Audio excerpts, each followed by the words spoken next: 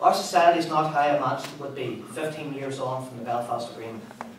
A document which in principle promised to provide so much in terms of offering a historic opportunity for a new beginning to evolve for all the people of Northern Ireland, irrespective of their political class or cultural tradition, has regrettably failed to live up to its full potential in delivering an era of hope and prosperity which we, as a collective community and a proud and determined society, so richly deserves.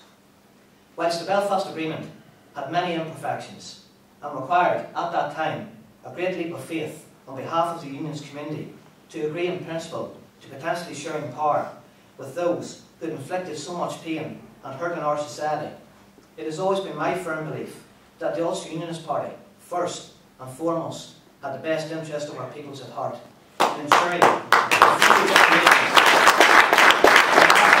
generations, a generation which I belong to, never again had to endure the difficult times which my parents' and grandparents' generation had experienced as a result of evil acts of terrorism.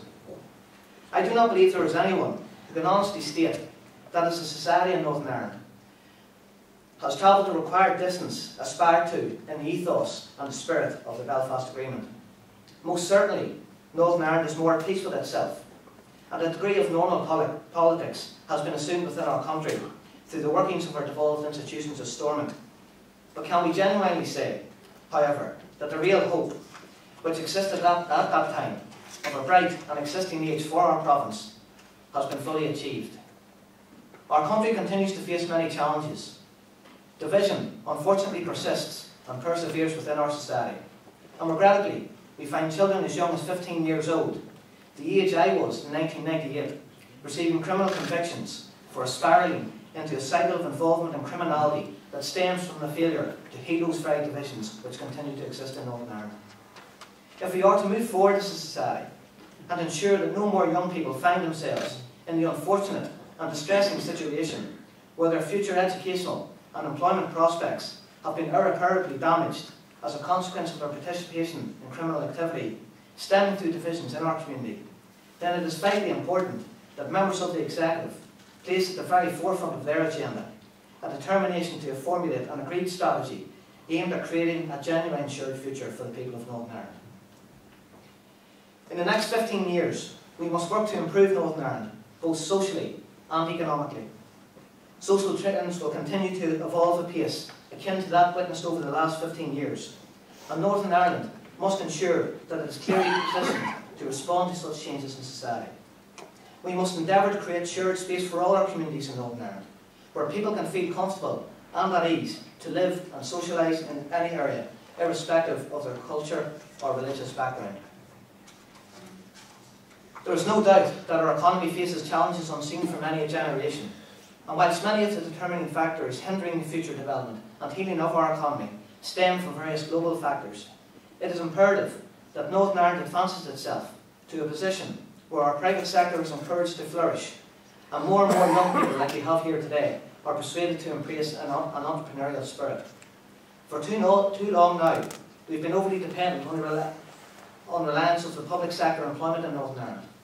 It is a clear fact that even this sector has and will continue to experience difficulties in the coming years, given the sorry state of our public finances. And as such, it is not only desirable anymore, but essential that we urgently develop our private sector to respond to these challenges. It is therefore necessary for our country to grow in confidence and maturity to ensure that we are taken seriously on the world stage as a place where international business can feel sufficiently confident and reassured to invest vast sums of money in our local economy. Social deprivation and educational underachievement must be tackled once and for all in Northern Ireland. Too many families in our province live below the poverty line, and this in turn constrains many children and young people to a life of limited opportunities, which in my view is unacceptable. The spirit of the Belfast Agreement envisaged an era where all our citizens would have equality of opportunity, and as we move further forward into the 21st century, it is deplorable that any child or family should find that they are restricted to a life of poverty and unable to create better lives themselves. Education is key to ensuring that any young person is given the best possible chance in life to achieve all that they are capable of. And it distresses me greatly that educational underachievement is still prevalent in Northern Ireland, and particularly amongst young working class Protestants. It is absolutely necessary for our executive to invest in our children from an early age to ensure that they can escape a potential poverty trap. It is not only important for the child itself to be given the best possible start in life, but also vital for the future progression and development of Northern Ireland that our young people are afforded the opportunity to attain the highest skilled attainment possible.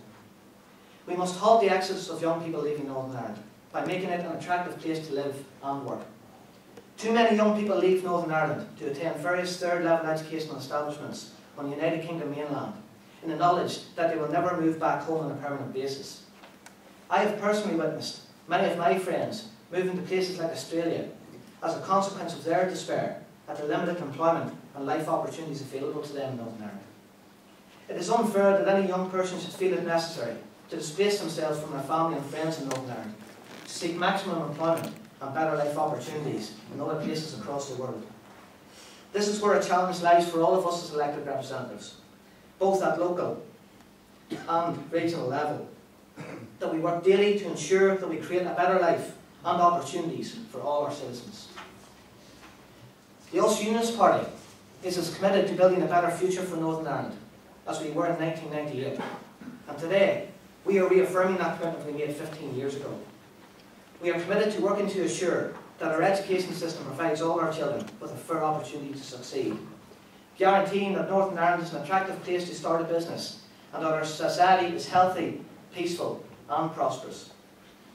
I am an Ulster Unionist because I resolutely believe that my party has the interests of the people of Northern Ireland at the very core of its vision for a better future for our beloved province.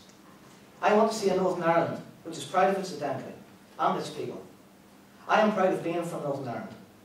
I am proud that I come from the United Kingdom. I want to see a Northern Ireland which plays a positive and integral role within our cherished United Kingdom. Northern Ireland will best prosper as part of the United Kingdom.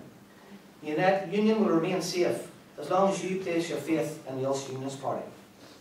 The Ulster Unionist Party will do what's right for Northern Ireland and its people, and I encourage our entire community to re-engage with us and afford us the opportunity to lead you into a prosperous and exciting area which will fulfil the potential offered to us 15 years ago.